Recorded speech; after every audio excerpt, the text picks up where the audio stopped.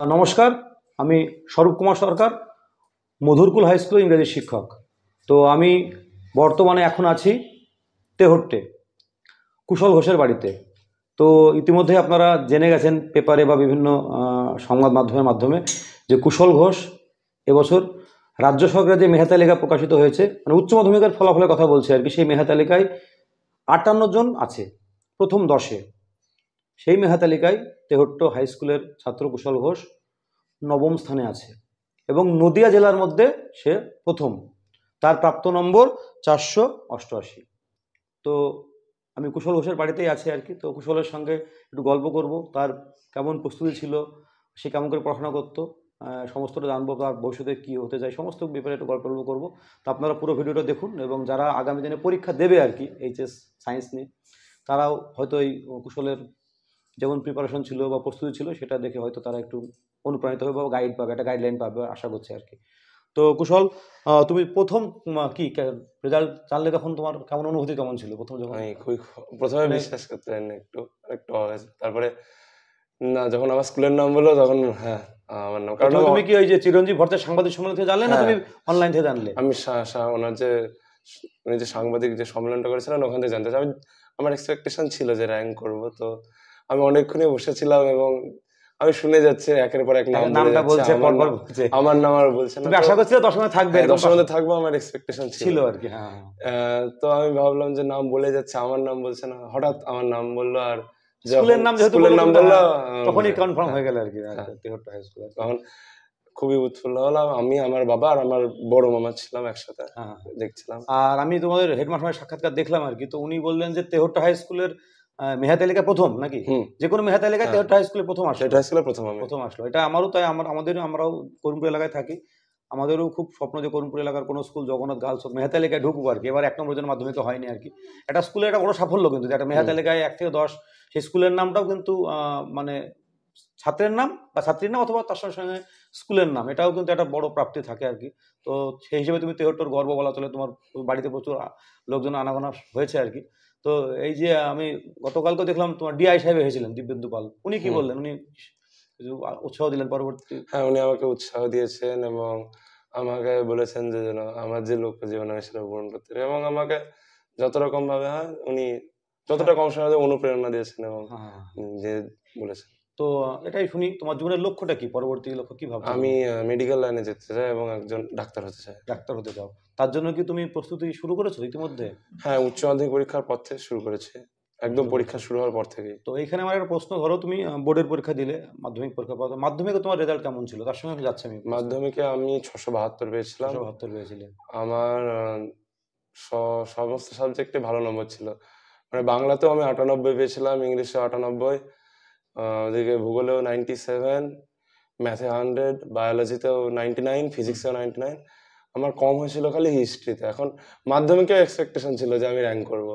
ইতিহাসে কত পেয়েছিলে মাধ্যমিকে? মাধ্যমিকে 672 পেয়েছিলাম। ইতিহাসে কত পেয়েছিলে? ইতিহাসে আমার শুধু ইতিহাসে 17 কম হয়েছিল আমার। অনেকটা নম্বর শুধু ইতিহাসে আমার কম হয়েছিল। তো আমি ভেবেছিলাম যে র্যাঙ্ক করবো এবং আমার বাড়িতে তখনও এরকম টিভিতে আমরা সবাই দেখছিলাম, কিন্তু হলো না। তার 2 ঘন্টা পর যখন রেজাল্টটা পেলাম তখন অবাক হয়ে গেলাম যে কম কিসে হলো, এবং মার্কশিটে যখন হিস্ট্রিটা দেখলাম তখন খুব অবাক। তো আমি একটা কথা বলি এই প্রসঙ্গে, তখন কি মনে একটা জেদ হয়েছিল যে উচ্চ মাধ্যমিকে? তখন আমার প্রথমে খুব একদম হতাশ লাগলো। তো তখন আমার জেদ চাপলো যে না, আমি খাতা রিভিউ দেবো, আরটিআই দেখবো যে কিসে খাটলো। খাতা রিভিউ করেছিল? হ্যাঁ, খাতা রিভিউ করলাম এবং রিভিউ করে আমি দেখলাম যে আমার 6টা এমসিকিউ ভুল হয়েছিল এবং মানে ভুল খুব কম হয়েছিল, খালি ওই না 6টা না, তারও কমই হয়েছিল মনে হয়, খেয়াল আসছে না। এবার আমার নম্বর কিসে কেটেছে কথা, আমার যতগুলো বড় কোশ্চেন কোনো লাল দাগ নেই, সব 1, 2 করে কাটতে হবে। মানে যেমন একটা কোশ্চেন 4 নম্বরের কোশ্চেন গুলো আমি প্রায় 2 পেজ 3 পেজ লিখেছিলাম, সেখানে সব রাইট দিয়ে গেছে, লাস্টে গিয়ে 4-এর মধ্যে 3, 2 এরকম করে দিয়েছে। আর স্পেশালি একটা 8 নম্বরের কোশ্চেন থাকে, সেটাতে 5.5 দিয়েছিল, কোনো কারণ নেই। এবার খাতা দেখাতে তো দাগ দেওয়া থাকবে যে কিছু, তো আমার খাতায় কোনো দাগ দেওয়া ছিল না। সেটা তোমার একটা তখন ভাগ্য ছিল আর কি। তখন আমার হতাশ হয়ে গেছিলাম আমি। এবং তারপরে যখন মানে 11-এ আমার এরকম ভাবে কেটে গেছিল, 11টা হতাশার সাথে, তখন আমার বাড়ির লোক পুরো আশা ছেড়ে দিয়েছিল। এবং মানে আমার র্যাঙ্ক করে নিয়ে সব দিয়ে আমার মামার উৎসাহ ছিল, মামাও আশা ছেড়ে দিয়েছিল যে না মাধ্যমিকে যখন হলো না উচ্চ মাধ্যমিক হবে না। তো দিয়ে তোমার তখন এটা কখন থেকে স্টার্ট করলে তখন থেকে আমার মনে বলছো? জেদ লাগলো 12 এর থেকে, এবং এটা বাড়ির কারোর সাপোর্ট না, আমি একা একা নিজে নিজে জেদটা 12 উঠে চাপলো। 12 ওটা চাপলো আর নিজে নিজে চাপলো, বাড়ির কারোর সাথে কোনো হ্যাঁ, হ্যাঁ। কথা নেই, একা একা যে একদম। প্রচুর তখন তো পড়াশোনা শুরু করলে আর কি। তখন একদম শুরু করলাম। এই জায়গায় আমি বলি যদি তুমি সাবজেক্ট ওয়াইজ প্রিপারেশনটা বলো আর কি, তোমার কি কি সাবজেক্ট ছিল আগে বলো আর কি। Bengali, English, physics, chemistry, math, biology, একদম পিওর সায়েন্স, যেটাকে একদম pure পিওর science। সায়েন্স আর কি। তো এবার প্রাপ্ত নম্বরগুলো বলো, তারপরে সাবজেক্ট ওয়াইজ আমি জানছি প্রাপ্ত আমি নম্বর। এবার বেঙ্গল- মানে উচ্চ মাধ্যমিকের প্রাপ্ত নম্বর আর কি। বেঙ্গলি আর ইংলিশে 95, হুম, হুম। ম্যাথে আর ফিজিক্সে 100, বায়োলজিতে 97 আর ফিজিক্সে 96, না সরি ফিজিক্স আর ম্যাথে 100, বায়োলজিতে 97 আর কেমিস্ট্রিতে 96 পেয়েছি। মানে এগুলোতে ফুল মার্কসই বলা চলে আর কি। তবে বাংলা ইংলিশ, বাংলার জন্য তুমি তোমাদের এই যে সাবজেক্টগুলো কোনো গৃহশিক্ষক ছিল, কতজন গৃহশিক্ষক ছিল? 5 জন পাঁচজন ছিল, হ্যাঁ সাবজেক্ট ওয়াইজ ছিল আর কি। তো বাংলার জন্য প্রিপারেশন তুমি তুমি তো আমি যেটা শোনা যায় যে সায়েন্সের ছেলেরাও এই যে না, বাংলা বাংলা ইংলিশ সারা কতটা বছরই সময় পড়তো। দেয় না আর কি।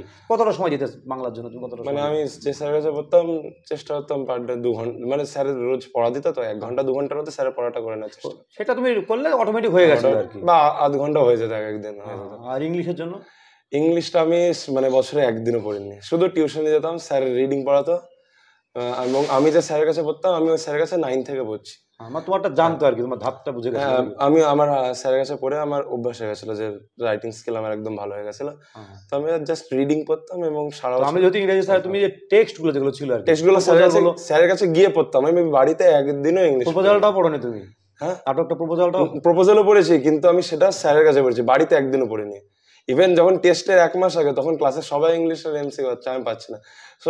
তো আমি মানে ছিল, আমার রেডি হয়ে ছিল রিডিংটা, জাস্ট বাড়িতে একদিন পড়তে হতো।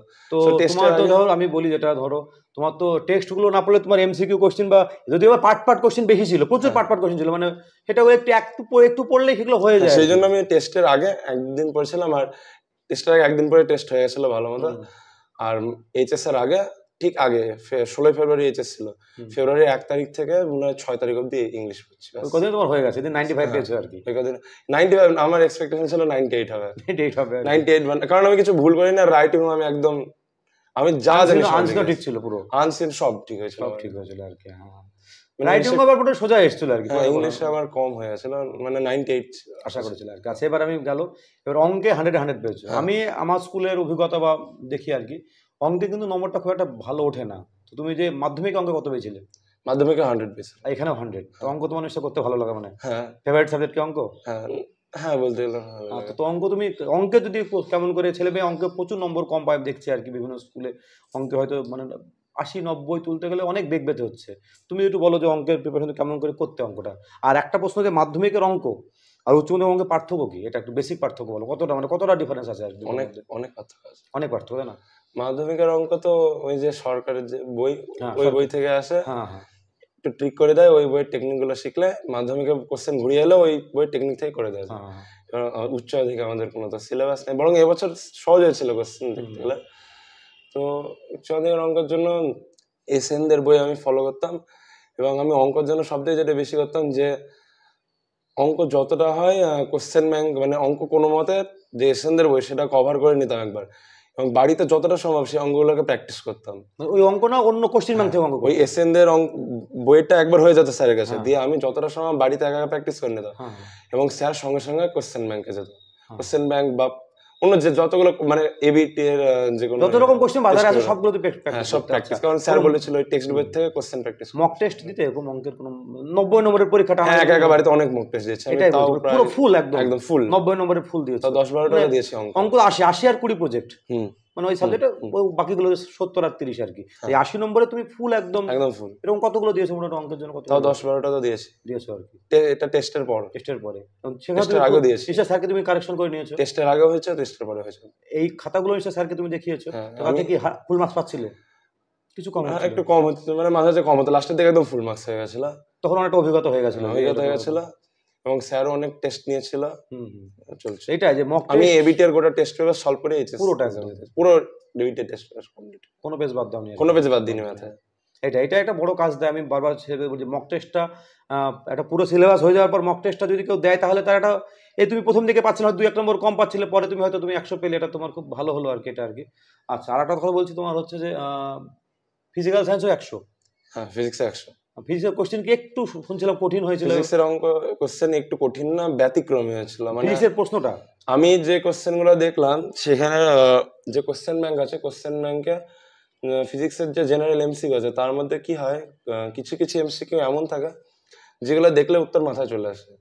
এবার আমাদের এইচএস এর যে এমসিকিউ কোশ্চেন গুলো হয়েছিল সেগুলো সব স্ট্যান্ডার্ড দিয়েছিল, ক্যালকুলেশন করতে হবে, ভাবতে হবে, এরকম টাইপের দিয়েছিল। ব্যতিক্রমে দিয়েছিল 2 নম্বরের কোশ্চেন গুলো, মানে 2 নম্বরের যতগুলো ফিজিক্সের কোশ্চেন ছিল ডিপলি না পড়লে হবে না।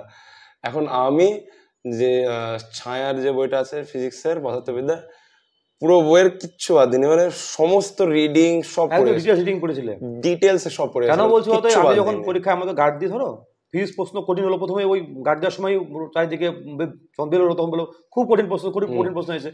তখন ভাবলাম যে ফিজিক্স প্রশ্ন খুব কঠিন হয়েছে, সোশ্যাল মিডিয়াতে বললো 2 মার্কসের কোশ্চেন, সেই জায়গায় তুমি 100 পেয়েছো, মানে তোমাকে যথেষ্ট কি দিতে আর কি, মানে তুমি পুরো ডিটেলস পড়েছিলে। 2 মার্কসের কোশ্চেন গুলো এরকম ছিল। এখন 3 আর 5, 3 মার্ক 2 মার্কসের কোশ্চেন অবধি এরকম ছিল। এখন 3 মার্কসের কোশ্চেন গুলো কি করেছে, সব কমন কোশ্চেনই দিয়েছে, কোশ্চেনটা ঘুরিয়ে দিয়েছে। এটা 3 মার্কসের। 5 মার্কসের গুলো কমন ছিল কোশ্চেন। তো তুমি কি টেক্সট বইটা খুঁটে খুঁটে পড়েছিলে পুরোটা? আমি কিচ্ছু ছাড়িনি, মানে আমি ধীরে ধীরে পড়াল বাড়াতে তোমার প্রয়োজন থেকে ধীরে ধীরে ধীরে সব কমপ্লিট। 10 এর 12 এর উঠে একদম পুরো পড়েছো একদম, কিচ্ছু বাদ দাওনি। তারপরে প্র্যাকটিস করেছো? প্র্যাকটিসও চলেছে, পড়াও চলেছে, দুটো একসাথে চলেছে। ফিজিক্সে এই বছর 100 পাওয়া মানে যথেষ্ট কৃতিত্বের ব্যাপার এই প্রশ্নে আর কি। যদি অনেকে অন্য মার্কশিট দেখো, কোনো স্টুডেন্টরা দেখবে যে অনেকের হয়তো এই নম্বরটা নেই আর কি, সেজন্য তোমাকে অবশ্যই মানে তোমার কৃতিত্ব, তুমি এরকম ফিজিক্স সাবজেক্টে 100 পেয়েছো আর কি। তো ফেভারিট সাবজেক্ট কি তোমার, কি অঙ্ক না ফিজিক্স? আমার ফিজিক্স করতে বেশি মজা হয়, বেশি ভালো সলভ করতে ভালো লাগে, প্রবলেম সলভ করতে। অঙ্ক করতে গিয়ে এটা হয় না, অঙ্ক করতে গিয়ে যদি একটা অঙ্ক বাই চান্স শেখার পর না হয় না, মানে সলভ করতে তখন রেগে যায় আমি খুব। ফিজিক্সে এটা হয় না, ফিজিক্সে করে যায়। ফিজিক্সের ম্যাথ আছে সেগুলো তুমি কেমন করতে সলভ করো? ওগুলো ঠিকঠাক হয়ে যায়, ঠিকঠাক হয়ে যায়, হ্যাঁ ওগুলো কনসেপ্ট হয়ে যায়। আচ্ছা আচ্ছা। তারপরে আসি বায়োলজিতে। বায়োলজি তোমার তো নিশ্চয়ই বায়োলজি একটু সহজ। বায়োলজি, এবার ব্যাপার হচ্ছে ফিজিক্স পড়তে মজা হলে আমি বায়োলজিটা বেশি পড়তাম, এটা একটা ব্যাপার। বায়োলজি আমি বেশি পড়তাম, বাকি সাবজেক্ট বায়োলজি তুমি একই ফর্মুলা টেক্সট ভালো করে খুঁটিয়ে পড়েছিলে? হ্যাঁ, শান্তার টেক্সট ভালো করে খুঁটিয়ে পড়েছিলাম। তুমি কি বায়োলজি এনসিইআরটির বইটা পড়তে কোনোদিন? মাঝে মাঝে, কারণ ওটা তো নিটের জন্য লাগবে, এবার ওটা তো পড়িনি আমি। বোর্ডের বইটাই, বোর্ডের বইটা বেশি করে ছাত্রের বইটা ভালো করে পড়েছিল। আচ্ছা, তারপরে আসে কেমিস্ট্রি। কেমিস্ট্রির জন্য একই? হ্যাঁ, আমি কেমিস্ট্রির জন্য একই ছায়ার বই পড়তাম। কেমিস্ট্রি আমার বড় মামা আমাকে কেমিস্ট্রি পড়াতো, সো কেমিস্ট্রি নিয়ে চাপ ছিল না। বড় মামা ছোটবেলা থেকে একদম ঠিকঠাক করে গেছিল কেমিস্ট্রি যে প্রশ্নগুলো, মানে 6এও তো একটু কেমিস্ট্রি ছিল না সেই রকম। এখনকার 7 এর বই অল্প অল্প কেমিস্ট্রি আছে, অল্প আছে, জাস্ট মিশে আছে আর ছোটবেলা থেকে কনসেপ্ট ছিল, কেমিস্ট্রি কনসেপ্ট ছিল। আমি এই জায়গায় বলি যে অনেকে একটা দেখবে মুখস্থ করছে কেউ, তো তারা আর্টসে চলে যাচ্ছে আর কি। কিন্তু সায়েন্স, তুমি যদি সায়েন্স নিয়েছিলে আর কি, তোমার কি মনে হয় যে সায়েন্সে মুখস্থবিদ্যা সেরকম কোনো হয়তো গুরুত্ব নেই বা সম্ভব না? দুটোই লাগবে, দুটো লাগবে। কিরকম করে ব্যালেন্স করতে হবে? কনসেপ্ট লাগবে আর মুখস্থ লাগবে। এটা একটু যদি ডিটেইলসে বলো, মানে কনসেপ্ট ক্লিয়ার মুখস্থ। তবে সবথেকে বেশি ইম্পর্টেন্ট হচ্ছে মুখস্থ বা কনসেপ্টের থেকে সবথেকে বেশি ইম্পর্টেন্ট হচ্ছে যে প্র্যাকটিস করতে হবে, রিভিশন দিতে হবে। এটা আসলে বারবার রিভিশন দিতে হবে, বারবার রিভিশন আর প্রচন্ড প্র্যাকটিস দরকার। এটা আসলে মানে ওইটা করতে হলে তোমার একটা সরগড় হয়ে যায়, ওটা করতে তো একদম জরুরি। কারণ আমাদের আমি এইচএস পরে এটা বুঝেছি যে যদি কেউ সিলেবাসে, আমাদের যে সিলেবাস সেটা এমন না যে সব পড়ে গেলাম তারপরে গিয়ে কমন নাও আসতে পারে, মানে তারপরে গিয়ে অচেনা কোশ্চেন আসতে পারে। সো এবার অনেকে কি করে, ওই যে সিলেবাস ওইটুকুর মধ্যে কিছু না কিছু ছেড়ে চলে যায়, কারণ সিলেবাসটাও খুব বড়। এবার এমনি ছেড়ে গেল, সেইটুকু না তো পারবে না, এরপর একটু না একটু আনকমন আসে, ওই জন্য কি সবার নম্বরটা কমে যাচ্ছে। এবার আমি চেষ্টা করেছিলাম যে যতটা জানি তার মধ্যে যেন কিছু না আসে, কোশ্চেন অচেনা হলো, আনকমন হলো, পারবো না, ঠিক আছে, যা জানি তার মধ্যে বা যা পড়েছি তার মধ্যে কিছু ছাড়া যাবে না। সেইটা হচ্ছে তো প্র্যাকটিসের ফলে। সেটা আমি প্র্যাকটিস, মানে আমি জোর, মানে স্যাররা না করালে আমি নিজে নিজে প্র্যাকটিস করেছি বারবার। স্যার হয়তো চ্যাপ্টারটা পড়া দেয়নি, স্যার হয়তো দেখা গেলো আলোর একটা চ্যাপ্টার পড়া দিচ্ছে, আমি গোটা আলোর ইউনিটটাই পড়ে চলে গেছে। এই পড়া থেকে তুমি কি কোনো ইউটিউবের কোনো ভিডিওর হেল্প নিয়েছিলে না বাড়িতে টেক্সট পড়ে হেল্প করেছে? কোনো ভিডিও বা যখন ফিজিক্স যেরকম ভিডিও টেগুলো থাকে না, সেরকম দেখেছিলে কিছু? না, কোনো ভিডিও টিডিও দেখিনি। এই প্রসঙ্গে বলি, তোমার কোনো মোবাইলে লেখাটা সেরকম আছে? কোনো মোবাইল দেখো এরকম কোনো? দেখি, কিন্তু সেরকম অতটা সময় পাওনি আর কি। যেমন রোজ রাতে খাওয়ার পরে একটু দেখি। সোশ্যাল মিডিয়া কোনো অ্যাকাউন্ট আছে কোনো? না, আমি সোশ্যাল মিডিয়া একদমই অ্যাক্টিভ না। একদমই না, আমার কিছু নেই। তো এই যে তোমার স্কুলের ভূমিকা কেমন তোমার? এই যে স্কুলের সত্যি ভূমিকা আছে। আর হ্যাঁ, আমি এখানে 11-12 অনেকে স্কুলে একদমই ইয়ে করে না, সেই জায়গায় আমি একদম সব একদম স্কুলে যেতাম, রেগুলারলি স্কুলে যেতাম। তুমি পুরো স্কুলে গেছো? একদম। সায়েন্সের একটা ট্রেন্ড হচ্ছে স্কুলে কম যায়, আমি রেগুলারলি স্কুলে আছি, মানে শুধু প্র্যাকটিক্যাল দিন যায়, যেটা সত্যি কথা আর কি, খুব আমি কম গেছি। যায়, সিলেক্টেড দিন যায় আর কি। আমি আমার ক্লাসের মধ্যে হাইস্ট স্কুলে গেছি, এটা আমি বলতে পারি একদম। তাই? একদম, এটা আমি গ্যারান্টি দিতে তোমাদের পারি। সায়েন্সের দেহট্ট হাই স্কুলে কতজন স্টুডেন্ট ছিল? সায়েন্সের মানে কতজন ভর্তি হয়েছিল মোটামুটি? তো একটা 110 জন মতো ছিল মনে হয়। 110 জন। তারপর তুমি বলছো সবথেকে বেশি স্কুলে গেছো। একদম, এটা একদম এটা আমি একটু বলতে চাই দর্শকদেরকে, অনেকে আমাদের এখন দেখবেন একটা ট্রেন্ড হচ্ছে স্কুলে, আমি নিজেই বলছি, আমার নিজের স্কুল দিয়ে বলছি, শহরের যে কোনো স্কুল দিয়ে বলছি, সব পশ্চিমবঙ্গ জেলা সদর যে কোনো জায়গা হতে পারে, সে বহরমপুর, কৃষ্ণনগর, যে কোনো জায়গা হতে পারে, স্কুলে শুধু প্র্যাকটিক্যালের দিন ছেলেপেলে যাচ্ছে আর কি, এবং সিলেক্টেড দিনে যাচ্ছে, যেদিন হয়তো কোনো ভালো স্যারের ক্লাস থাকছে, বাকি দিন কিন্তু, এবং স্কুলের সঙ্গে একটা অলিখিত একটা হয়তো হয়ে যাচ্ছে যে আমি ভর্তি হবো, কিন্তু আমি প্রথমেই একটা হয়তো যদি একটা ভালো ছেলে মাধ্যমিকে হচ্ছে, সে স্কুলে গিয়ে আগেই বলছে স্যার আমি তো সব দিন ক্লাস করতে পারবো, টিউশন থাকবে, এরকম একটা কিন্তু সত্যি হয়ে যাচ্ছে। কিন্তু সেই জায়গায় দাঁড়িয়ে কুশলকে বলতে হবে, ও প্রত্যেক দিন স্কুলে গিয়েও আজকে মেধা তালিকায় প্রথম 10-এর মধ্যে আছে এবং জেলায় ফার্স্ট হয়েছে। এটা একটা বড় দৃষ্টান্ত আমি বলবো নিজে, কারণ আমি নিজে দীর্ঘদিন আমার চাকরি করা, প্রায় আজকে 7 সালের চাকরি, আমি অনেক দিনের আমার অভিজ্ঞতা আছে। স্কুলে যাওয়ার প্রবণতা, গার্জেন মিটিং করে আমাদের স্কুলে এবার মানে ছেলেমেয়েকে আনতে হয়েছে আর কি, ক্লাস 11-12 আর কি, তাও আর ছেলে আসতে যাচ্ছে না। সায়েন্স দিলে পরিষ্কার বলে স্যার আমরা স্কুলে গেলে আমরা বাড়িতে এত পড়া পড়তে পারবো, এটা বলছে এটা আর কি, যে আমার সম্ভব না এত বড় সিলেবাস স্কুল করে আমরা কভার করতে পারবো। সেখানে কুশলকে বলতে হবে যে ও তাহলে কী পরিমাণ পড়েছে, স্কুল করেছে, ওর গৃহশিক্ষক হয়তো সাবজেক্ট ওয়াইজ একটাই ছিল আর কি, তার সঙ্গে সঙ্গে কিন্তু পুরো সিলেবাসটা কভার করার সত্ত্বেও এবং তার সঙ্গে সঙ্গে ও প্র্যাকটিস করেছে। তার মানে কতটা পরিশ্রম করেছে এটা মানে সহজে আপনারা অনুমান করতে পারছেন আর কি। তো কুশলকে আমি আবার ধন্যবাদ জানাই, তুমি যে রেগুলার স্কুলে গেছো, আমাকে আমার স্কুলে হেল্প করেছে বলতে গেলে। কারণ তুমি স্কুলে যাওয়ার তো তুমি টাইমটা ম্যানেজ, তুমি তো পড়তে কখন তাহলে? স্কুল যেমন সকাল, তো এইটা টাইমটাকে ডে ওয়াইজ আমি 3টে টাইমে করতে পারি, একটা স্কুল ডে, একটা টিউশন আছে 2 দিন, আর একটা একদম টিউশন নেই।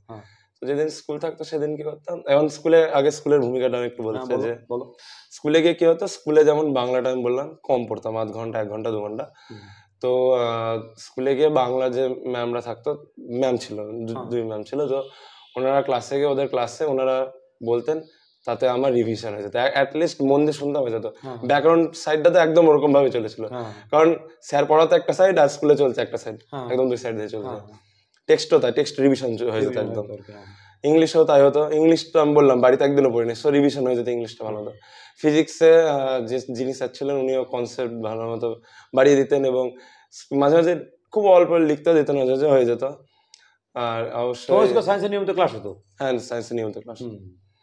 আর আমাদের স্কুলে যে কেমিস্ট্রি ম্যাম আছেন উনিও একদম মাঝে মাঝে প্রবলেম দিতেন, উনি ক্লাসে এলে প্রবলেম দিতেন, কেমিস্ট্রির যে ম্যাম আছেন আমাদের স্কুলে। হ্যাঁ, তো হতো, স্কুলে হেল্প করেছে, স্কুল অনেকটা হেল্প করেছে, সবাই স্কুলটাকে আমি ইউটিলাইজ করেছো। আর তোমাদের হেড স্যার আর কি, তিনি তো যখন রেজাল্ট উনি আমাকে স্কুলে মাধ্যমিক দিয়েছে, উনি আমাকে ছোটবেলা থেকে চেনেন, এবং উনিও আমাকে ভালো মতো গাইড করেছেন, অনুপ্রেরণা বা মোটিভেট করেছেন আর কি, যে হ্যাঁ হ্যাঁ হ্যাঁ হ্যাঁ অবশ্যই। এটা ভালো বলতে তুমি রেগুলার স্কুলে গেছো আর কি। তো মানে এটাই যে রেগুলার স্কুল গিয়েও মোটামুটি তোমার তাহলে পড়ার টাইমটা বাকিটা বলছিলে বলে। হ্যাঁ, তো সাপোজ যেদিন আমার স্কুল আছে সেদিন মানে আমার পড়ার টাইমটা ওরকম ছিল না, যখন টাইম পেতাম পড়তাম আর কি। তো স্কুল যেদিন আছে সেদিন অবশ্যই সকালে পড়ে নিতাম, 2-3 ঘন্টা তো মিনিমাম পড়তাম। স্কুল থেকে এসে আধা ঘন্টার ব্রেক নিয়ে আর পড়তে বসে পড়তাম, এরকম করে চলতো।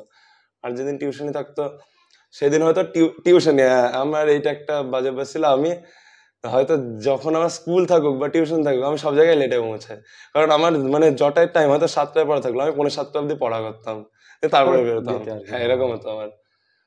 বাড়িতে টিভি দেখার কোনো ব্যাপার না, টিভি এগুলো তো পুরো বিচ্ছিন্ন, ডিস্ট্রাকশন ছিল না কোনো, না 12 ছিল না, 11 টিভি দেখতাম, মানে আমি মোবাইলের থেকে টিভিটাকে বেশি করবো, অ্যাটলিস্ট ওটা তো অ্যাটলিস্ট। নিজে কোনো খেলাধুলো করো না? খেলাধুলার সময় পেয়েছো নাকি? ছোটবেলায় মানে 7-8 অব্দি খেলতাম, তারপর আর খেলার সুযোগ পাওনি আর কি। শর্টপুট, জ্যাভলিন, এবং আমি ডিস্ট্রিক্ট লেভেলেও গিয়েছিলাম। তোমার তো হাইট ভালো, তুমি তো হ্যাঁ, ডিস্ট্রিক্ট লেভেলেও শর্টপুটে গিয়েছিলাম আমি অনেকবার। তারপরে এখন পরবর্তীকাল সময় পছন্দ করে ওঠেনি আর কি। তুমি এই যে পড়া, তুমি মনোসংযোগ কি করে বাড়াতে, মানে মেডিটেশন করতে পারো না এমনি ফোকাস থাকে না, মানুষ একটা পড়াটা ফোকাস রেখে কেমন করে পড়তে পারে, সেই ব্যাপারটা না অটোমেটিক ওটা অন্যরকম হতো, মানে ব্যাপারটা যখন আমি প্রেসারে পড়ে যেতাম তখন হয়ে যেত, মানে এটা আমি ইচ্ছা করে করতাম, এটা আমার মা জানে। যেমন আমি জিনিসটা কি করতাম, মানে হয়তো দেখা গেল বুধবার সকালে আমার স্যারের কাছে ফিজিক্স এক্সাম আছে, গোটা আলো ইউনিট, আমি সেই জায়গায় বুধবার সকালে উঠে পড়ছি কেমিস্ট্রির একটা চ্যাপ্টার, আমি দেখলাম না এটা পড়ে রাখি, ফাঁকা টাইমে এটা পড়বো, ওটা তো পরীক্ষা, ওর পর আমি জানছি যে পরীক্ষার পর আমাকে করতে হবে, সেজন্য আমি হয়তো দেখা গেল বুধবার একদম দুপুর অব্দি কেমিস্ট্রি পড়লাম, দিয়ে কেমিস্ট্রি আমার অ্যাডভান্স এগিয়ে রাখলাম, দিয়ে বুধবার একদম বিকালের দিকে ফিজিক্স স্টার্ট করলাম, দিয়ে এবার তখন ঠিক যেই রাত হতো আমার প্রেশার জেগে যেত, পরের দিন সকালে এক্সাম আছে, শেষ তো করতেই হবে, তখন একদম 100% তখন একদম অটোমেটিক্যালি একদম একদম অ্যাড্রিনালিন রাশ, একদম একদম কনসেন্ট্রেশন অটোমেটিক্যালি হয়ে যেত, অটোমেটিক হয়ে যায় একদম ওই প্রেশারটা তুমি এনজয় করতে এনজয় করতাম, আমি এটা এনজয় করতাম, সিরিয়াসলি আমি প্রেশার নিয়ে এনজয় করতাম এরকম করে। ওটা হয় পরীক্ষার আগে, পরীক্ষা চাপ থাকলে অটোমেটিক তোমাকে আর ফোকাস অটোমেটিক চলে আসে অটোমেটিক। আমি এটা করতাম, আমার খুব ভালো লাগে, এবং আমি সবচেয়ে বেশি এনজয় করতাম তখন যখন আমার সপ্তাহে যত বেশি দিন এক্সাম থাকতো আমি তত বেশি এনজয় করতাম, এবং টেস্টের পর থেকে প্রত্যেক সপ্তাহে মিনিমাম 3 থেকে 4টা তো তিনটে করে এক্সাম থাকতো, 3টে সাবজেক্টের এরকম। আমি খুব রিভিশন দিয়েছি, এই জন্য তোমার রেজাল্ট তো ধরা পড়েছে আর কি। আর বাড়ির পরিচয়, বাড়ির বাবা কি করেন তোমার? বাবা ক্যালকাটা পুলিশ। আর মা? মা স্কুল শিক্ষক, শিক্ষিকা আর কি। আচ্ছা, আর তোমার হচ্ছে যে, আর তোমার বলে তো মামা বলছিলে, মামা স্কুল শিক্ষক। মামা তোমার কেমিস্ট্রি পড়েছে? হ্যাঁ, মামা কেমিস্ট্রি টিচার। আচ্ছা, এবার তোমার তো ডাক্তার বলে, তুমি ডাক্তারের জন্য তুমি তাহলে কোনো জায়গায় কোচিং এর জন্য তুমি ভাবছো কিছু? হ্যাঁ, ভাবছি আমি। তুমি মানে এইচএস এর সঙ্গে তুমি নিটের কোনো না, এইচএস আমি এইচএসটাকে ফার্স্ট প্রায়োরিটি দিয়েছি। হ্যাঁ, এটাই ফার্স্ট প্রায়োরিটি ছিল। এবার তুমি ভাবছো যে এবার তুমি 1 বছর 2 বছর যা লাগে তুমি ওই সময়টা দেবে আর কি। হ্যাঁ, এবং আমি কি নিট দিলে? এটা দিয়েছো? হ্যাঁ, আমি এইচএস শেষ হওয়ার পরে, এইচএস যেদিন শেষ হয়েছে 28 তারিখ, তো আমি 29 তারিখে একটু রেস্ট নিয়েছি, দিয়ে 1 তারিখ থেকে আবার নিটের জন্য পড়তে লেগে গেছি, এবং 2 মাস টানা পড়েছি, পরে নিট এক্সাম দিয়েছি। এবং কেমন হলো? মোটামুটি হয়েছে। তো এবার আমি একটা অভিজ্ঞতা হলো নিট পরীক্ষা দিয়ে, এবং ভাবছি যে কোচিং সেন্টারে ভর্তি হবে। সেটা কি তুমি একটা, এই প্রসঙ্গে আমি বলি আর কি, নিটের কোচিংটা ধরো তুমি তেহট্টয় থাকো আর কি, তেহট্টর যে পরিকাঠামো আছে আর কি, সেখানে তুমি এখানকার যে টিচারটা এটা একটা, আর তুমি শহরে কলকাতায় চলে গেলে বা কৃষ্ণনগরে চলে গেলে, বেশি কলকাতায় গেলে, তো তোমার কি সেরকম কোনো প্ল্যানিং আছে? যে পরিকাঠামো দিক থেকে কলকাতা অনেক উন্নত আর কি, তুমি যে কোচিং এ যাও তুমি যাও নাম, সেটা ব্যাপার হচ্ছে আমাদের স্যার বোর্ডের পড়া, আমাদের স্যারদের যদি এখন নিটের পড়া দেওয়া হয় তাহলে আমাদের স্যাররা ভালো পড়িয়ে দেবে। আমাদের স্যাররা তো বোর্ড পড়ায়, এখন ওখানে নিট পড়ায়, অবশ্যই ওখানে তো স্ট্রাকচারটা তো আলাদা হবে, আমাকে তো কোচিং সেন্টারের বাইরে যেতে, কারণ ওখানে বেটার, ওটা তো ওরা তো একটা ওইটাই ফোকাস, ওটারই এনভায়রনমেন্ট, এবং ওরা যে এমসিকিউ টাইপ যে কোশ্চেন থাকছে সেইগুলো কিন্তু ওরা জোর দিচ্ছে, ওর উপরে বেশি জোর দিচ্ছে আর কি, কারণ সেই প্র্যাকটিস তো দেখানো হচ্ছে না, কিন্তু ওনারা এইচএস বলতে পারবেন না। হ্যাঁ, এরকম তো সেই জায়গায় তুমি কোচিং নেবে ভাবছো নাকি? কোচিং নেওয়াটাই আমার মনে হয় বেশি বুদ্ধিমানের কাজ হবে, কারণ প্যাটার্নটা তোমাকে ওইটার উপরে ফোকাস প্র্যাকটিস দেবে আর কি। তো তোমার কি ব্যাকআপ কোনো প্ল্যানিং আছে? ধরো সাপোজ তুমি কতদিন সময়? না, ব্যাকআপ আমি প্ল্যানিং নিই, ডাক্তারি তোমার লক্ষ্য, সেটা যদি তোমার যদি জেদ আছে আর কি, তুমি মনে করো তুমি তোমার যে 1 বছর তোমার এই রেজাল্টটা, মানে এই যদি ভাবি যে 12 পড়ে তোমার এই রেজাল্টটা হলো আর কি, সেখানে যদি আবার তুমি চেষ্টা করো, অবশ্যই আবার তুমি 1 বছরে তুমি নিটেও তুমি ক্র্যাক করতে পারবে, আমার তাই মনে হচ্ছে, তোমার যদি তুমি চাপটা নিতে পারো আর কি। তো আমার চাপ নিতে ভালো লাগে। হ্যাঁ, কারণ তুমি 1 বছরের রেজাল্ট মানে, এবং স্কুল গিয়ে রেজাল্টটা মানে বেশ ভালো রেজাল্ট আর কি, অনেকে তো স্কুল যায় না, তো তুমি যদি আবার খাটো 1 বছর আর কি, সামনের বছর আবার নিট যখন হবে আর কি, এই 1 বছরের প্রেশার নিলে আবার আশা করছি তুমি যে নম্বরটা কাট অফ থাকে সেই নম্বরটা তুমি হয়তো পারবে আর কি, সেরকম তুমি চাপ নিতে পারবে আর কি। তো সেই আর একটা জিনিস জানবো, পড়াশোনার বাইরে তোমার অন্য কোনো নেশা আছে? গল্পের বই পড়া বা? হ্যাঁ, আমি মনীষীদের জীবনী পড়তে খুব ভালো লাগে আর কি। খুব ভালো লাগে। পড়তে ভালো লাগে না দেখতে ভালো?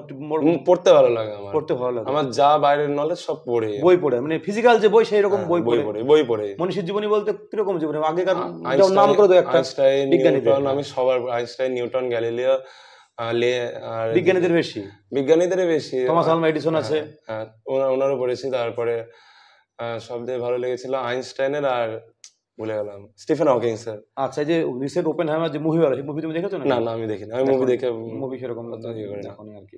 আর জীবনী পড়তে ভালো লাগে, আর পড়তে ভালো লাগে জীবনী। আর তোমার এছাড়া কোনো শখ আছে নাকি? ওর কোনো শখ?